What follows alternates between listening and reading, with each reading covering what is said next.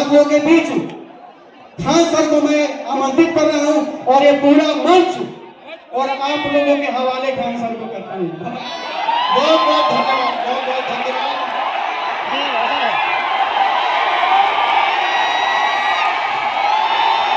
आप सब लोगों का बहुत बहुत धन्यवाद। एक तो सबसे पहले चंपारण की धरती को नमन, जिसने न जाने कितने महापुरुषों को जन्म दिया। इस धरती ने न जाने कितने युग परिवर्तकों को दिया। इस धरती का वो आप तासीर कहिए कि आज भी यदि बिहार में किसी को कुछ शुरू करना होता है तो चंपारण ही आता है। महर्षि वाल्मीकि जी की तपोभूमि, महात्मा गांधी जी की कर्म भूमि रही, जहां से पूरे देश की दिशा और दशा बदल दी गई थी। कुछ तो है इस बिहार की धरती में जो चाहे महात्मा बुद्ध हो, चाहे महावीर स्वामी हो, चाहे महात्मा गांधी हो। आखिर शुरुआत यहीं से क्यों करते हैं लोग? कुछ ना कुछ तो है इस मिट्टी में यहाँ। और सब जब यहाँ हमारे पास आपके अनिकेत रंजन जी आए हमारे यहाँ और बोले कि मोतिहारी चलना है और आप लोगों की समस्याओं के बारे में जब हमको अवगत कराएं, तो हमने कहा कि हम एक बार जरूर आएंगे। तो एक चीज इनकी बड़ी अच्छी लगी कि इन्होंने अपने माता के नाम पर, मां संध्या सेवा ट्रस्ट के नाम पर इतने सारे नेक काम किए यहाँ पर, और मां को कभी नहीं भूलना चाहिए, याद रखिएगा। तो अनिकेत रंजन जी, आपको हम इस बात के लिए बधाई और ढेर सारी शुभकामनाएं। आप ऐसे ट्रस्ट के माध्यम से और नेक काम करते जाइए और अपनी माता पिता का नाम ऐसे ही रोशन कीजिए और चंपारण की धरती का विकास आगे करते रहिए। जब हमें पता चला कि ये बहुत सारी गरीब लड़कियों की विवाह जो अपने यहाँ से, अपने ट्रस्ट के माध्यम से कराते हैं, अभी हमारे यहाँ आपके पुलिस डिपार्टमेंट में थे तो हमें पता चला कि हेलमेट लगाने के लिए लोगों को प्रेरित करना, ये छोटी छोटी चीजें हैं जिससे आप समाज में बड़ा बदलाव ला सकते हैं यहाँ पर। तो इसके लिए काबिले तारीफ है और आप लोग भी इसमें सहयोग करिएगा यहाँ पर। और हमारे मंच पर यहाँ की मेयर प्रीति मैम, आपका भी बहुत बहुत धन्यवाद, नमस्कार मैम।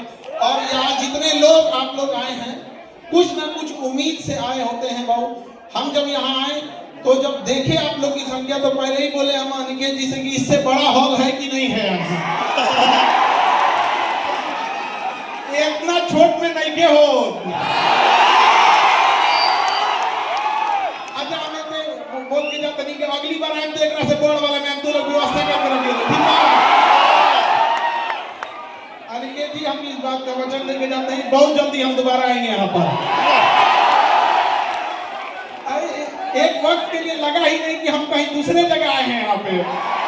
कसम बताते अगर कल क्लास नहीं रहता तो आज हम यहीं रुक जाते। और यहाँ पे अगला जो भी जगह होगा आप देखिएगा सर, गाड़ी बजाने यहाँ एकदम वहाँ पे गाड़ी बजाना है हम लोग को। देखिए हम आपके शिक्षक जरूर हैं, लेकिन हम आपके चीजों को उतनी ही बारीकी से जानते हैं जितना आपका सबसे जिगरी दोस्त जानता होगा। इसलिए हम आपकी अच्छाइयों को भी जान रहे हैं, खराबियों को भी जान रहे हैं। इसलिए हमारे सामने होशियारी नहीं करना लोग। हमको यहाँ आने में लेट हो गया, क्योंकि हमेशा क्लास में हम दूसरे को डांटते रहते हैं, क्लास कैसे लेट हो गया। अब हमको क्योंकि पटना से आना था, हम ही को लेट हो गया। तो इसके लिए सॉरी आप लोगों को, क्योंकि बड़ा लंबा सफर होता है यहाँ पे। और आप लोग का ये उत्साह और ये जुनून देख के लगता है कि गांधी ने यही जगह क्यों चुना था, ऐसा फील होने लगा हमको कि आखिर तो ये जुनून को बचा के रखना है आप लोग को। देखिए आप सब मिडिल क्लास से आ रहे हैं, आपने गरीबी को जिया है, किताबों में नहीं पढ़ा है। आपने बहुत सारे बच्चे होंगे जिनके माता पिता के ऊपर बहुत सारा कर्जा होगा, किसी के घर में किसी की दीदी होगी जिसके शादी ब्याह करने के लिए होगा, बहुत सारी जिम्मेदारियां होंगी। आज भी देखिएगा ना, गांव में आप जाएंगे तो एक तल्ला घर ढलाया होगा और उसमें से पिलर का छड़ निकाल दिया होगा। उस बूढ़े बाप ने इस उम्मीद में कि उसका बेटा उसकी बेटी कामयाब होगी, अगला तल्ला ढलवा देंगे। ऐसा होता है कि नहीं होता है? माँ बाप कोई बीमारी लिए रहते हैं बूढ़े माँ बाप, लेकिन वो पैसा काट कर आपको दे रहे होते हैं पढ़ने के लिए कि मेरा बेटा मेरा बेटी कामयाब हो जाएगी ना, तो कामयाब हो जाएगा तो हम हमारा इलाज करा देंगे। वो इलाज के चक्कर में बीमारी तनीसा से बढ़ के ज्यादा हो जाता है। होता है कि नहीं होता है? अपने आप से पूछ के देखिए, अगर उस माँ बाप का आप भरोसा तोड़ेंगे तो क्या भगवान भी माफ करेगा आप लोग को? तो जब भी अगर आप गलत रास्ते पे भटके तो अपने बूढ़ी माँ की उस आंखों को देखिएगा जिसमें रोशनी अब कम हो गई होगी, लेकिन आपकी कामयाबी को देखने के लिए आज भी उसने अपनी आंख की रोशनी बचा कर रखी है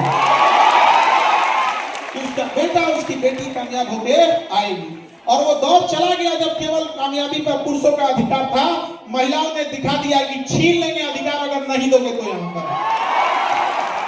और हमने रिक्वेस्ट भी किया है, महामहिम बिहार के राज्यपाल साहब से भी कहा है, और यहाँ पर इतने राजनीति से जुड़े आप लोग हैं, आप लोग से भी और आप सारे युवाओं से भी करते हैं। नशा तो एक समस्या है ही जिसमें आप लोग फंसते जा रहे हैं। एक और हमने सुझाव दिया कि जो दहेज में गाड़ियां दी जाती है उसका नंबर प्लेट गुलाबी रंग का हो ताकि पता चले इसके बाप का नहीं है कि नहीं है? अरे कम से कम लहरिया कट मारे तो कोई कहे कि बाप का गाड़ी नहीं है, तुम्हारे ससुर की गाड़ी है। और आप ये चंपारण की धरती से कहते हैं कि इस मुहिम को यहाँ से फिर से चालू कीजिए कि जिस तरह महात्मा गांधी ने चंपारण के किसानों के लिए यहाँ के घटिया कानून को बदल दिया था, दहेज जैसे घटिया चीजों को उखाड़ फेंकिएगा आप लोग यहाँ पर।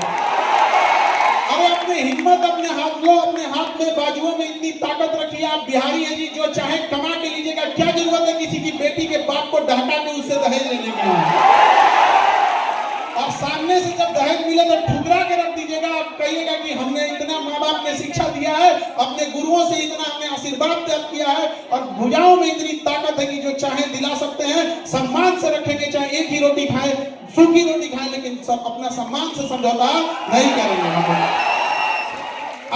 हम सबके घर में आप देखिए, हम तो वो बदनसीब है जो हमारे घर में बहन नहीं है, तो हमें बड़ा ताना मारा जाता था कि बहन उसी को देता है ऊपर वाला जो उसे पालने की औकात रखता है। तो हमने क्या किया ना, रक्षाबंधन में दुनिया में सबसे ज्यादा राखी हमें बांधी जाती है, और हम खुशनसीब है कि पूरी दुनिया में हमसे ज्यादा राखी किसी को नहीं बांधी जाती होगी। और जब राखी बंधवा लेते हैं ना, तो वही राखी लेके उठता नहीं है हाथ, और छत पे जाते हैं जब अंधेरा हो जाता है तब, और उस ऊपर वाले की ओर देख के थोड़ा चिढ़ाते हैं, क्या हो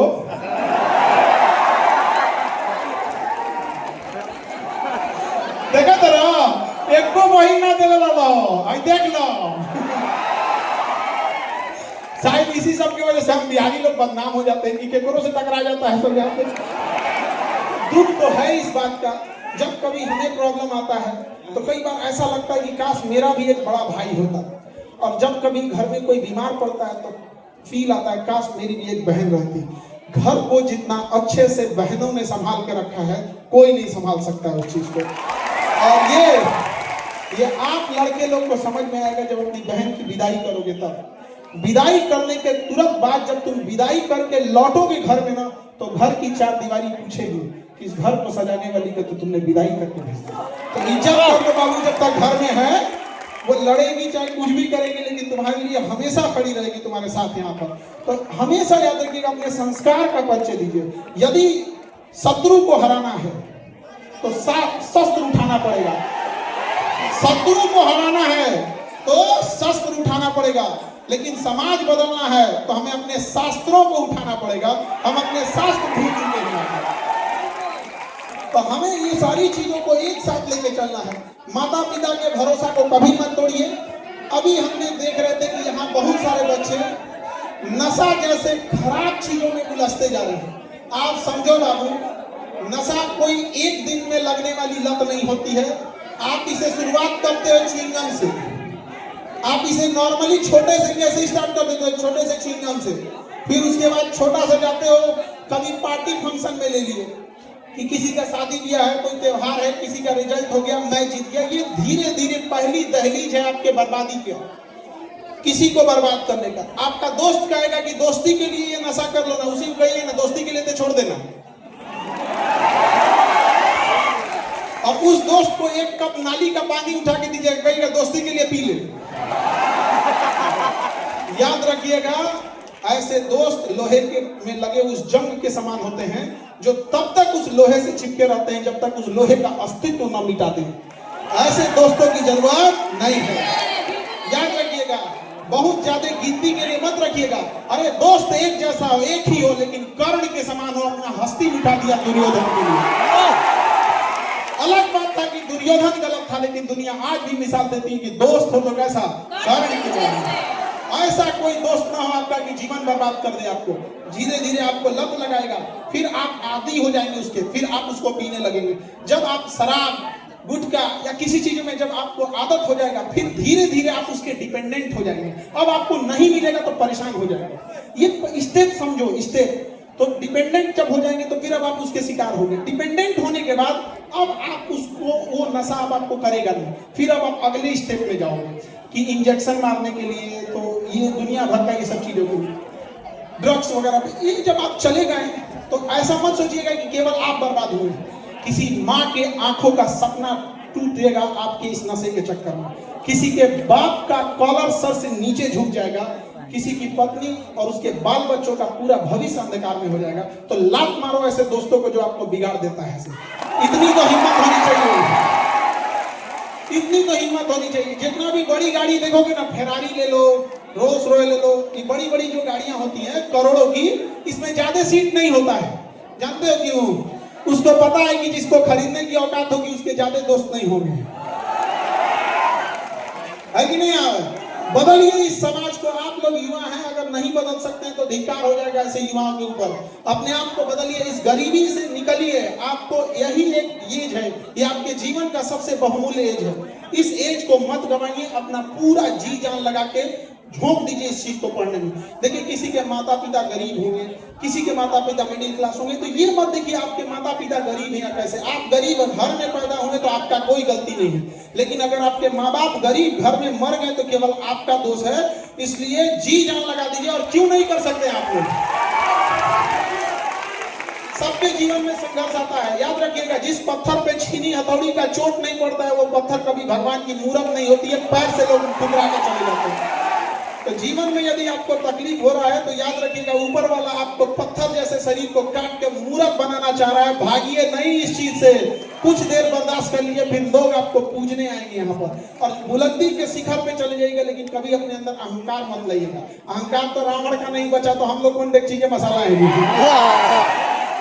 किसी का अहंकार नहीं बच सका। हमेशा सोचिएगा कि आपका जीवन दूसरों के काम आ सकता है कि नहीं। यदि आपका जीवन केवल आपके काम आ रहा है तो आप नर के रूप में, मानव के रूप में जन्म जरूर लिए हैं, लेकिन आप एक पशु के समान हैं। क्योंकि जानवर की पहली पहचान होती है वो केवल अपने लिए सोचता है। कभी जानवर को नहीं देखेंगे बांट के खाएगा। लेकिन ये मानव होने का पहला सबूत है कि दूसरे के तकलीफ में उसे तकलीफ होती है, दूसरे के पीड़ा से उसे अपनी पीड़ा होती है। आज देखिए हमारे समाज में किसी के साथ जघन्य अपराध हो जाता है, कुछ हो जाता है, तो हम एक मानव होने के नाते उसके साथ सहानुभूति रखते हैं। लेकिन इसी मानव के बीच में कई बार दरिंदगी जैसी घटनाएं हो जाती हैं। तो ये सब चीजों को हम और आप युवा ही इस चीजों को बदल सकते हैं। और युवा ही कहीं भी जाएगा तो चेंजिंग ला सकता है, बशर्ते वो गलत डायरेक्शन में ना चला जाए। आज का युवा जो हो गया है, 1.5 GB डाटा 4 बजे तक खत्म कर देगा। क्या मतलब बन रहा है? याद रखिएगा, सुनिए बाबू ध्यान से। एक आज अनलिमिटेड डाटा है, तो ये अनलिमिटेड डाटा अनलिमिटेड बर्बाद करेगा आपको। समझ गया कि नहीं गया? इसलिए आप लोग समझो बाबू ध्यान से, एजुकेशन बहुत जरूरी है। लेकिन आज के डेट में आपके पास मोबाइल बहुत ज्यादा हो गया।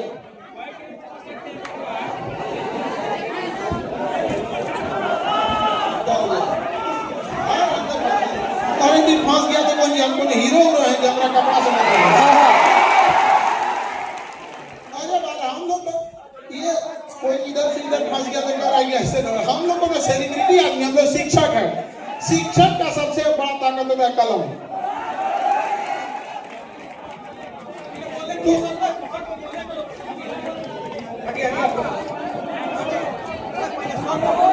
आराम से बाबू, थोड़ा भीड़ ज्यादा है तो थोड़ा आप लोग को दिक्कत हो रहा होगा। हाँ होते रहते हैं। चलिए आप लोग यहाँ पे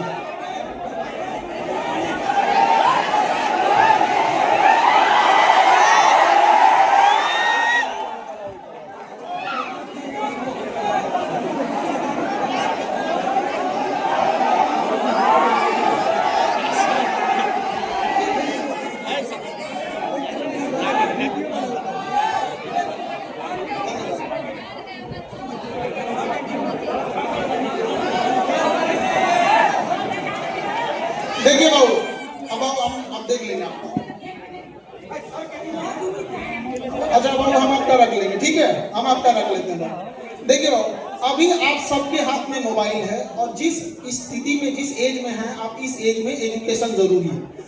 आप बाबू चाह के भी इस मोबाइल के जंजाल से नहीं निकल सकते, ये हम आपको गारंटी दे रहे हैं, क्योंकि करोड़ों की सैलरी पाने वाले इंजीनियर और साइकोलॉजिस्ट आपके ईमेल को ट्रेस कर रहे हैं कि आपने किस टाइप के वीडियो को पूरा देखा है।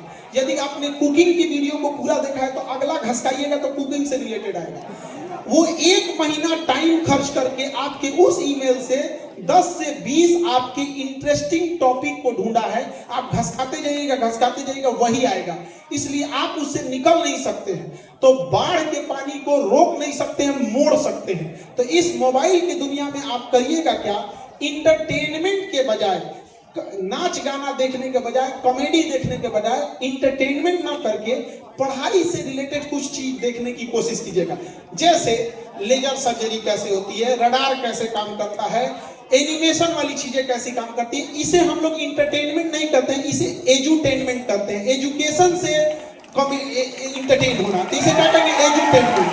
तो आप सब बच्चों को कहते हैं कि मोबाइल से दूर होने के बजाय लहरों में वही डूबता है जिसे तैरने नहीं आता है। जिसे तैरने आता है तो लहरें के रास्ते किनारे हो जाता, नहीं हो जाता है। तो जो मोबाइल अभिशाप बन रहा है, जो डेटा अभिशाप बन रहा है, क्यों ना हम उससे नॉलेज गेन करने में कर लें।